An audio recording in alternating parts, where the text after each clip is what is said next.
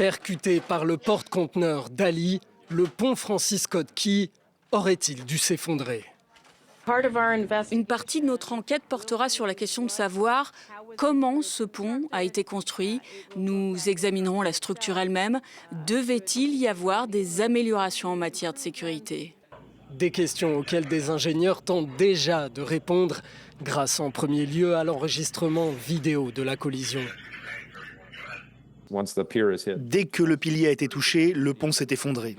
Construit entre 1973 et 1977, long de plus de 2,5 km, le pont Francis Scott Key est de type treillis, soit une structure de métal subdivisée en triangles qui repose sur des piliers. Ce sont des structures très légères. C'est l'intérêt des ponts en treillis qui ont une très longue envergure. Je suis sûr que si l'on se tient debout dessus par grand vent, il bougera. Toutes les structures en acier bougeront. C'est très léger, donc ce n'est pas vraiment rigide. Un pont léger et une question, la vulnérabilité des piliers.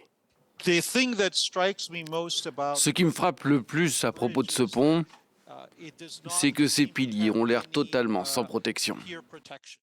C'est exactement le problème que soulève le New York Times dans une longue enquête dans laquelle plusieurs ingénieurs se demandent pourquoi le pont Francis Scott Key ne semble pas avoir été équipé de systèmes appelés des défenses ou bien en avoir eu de trop faibles.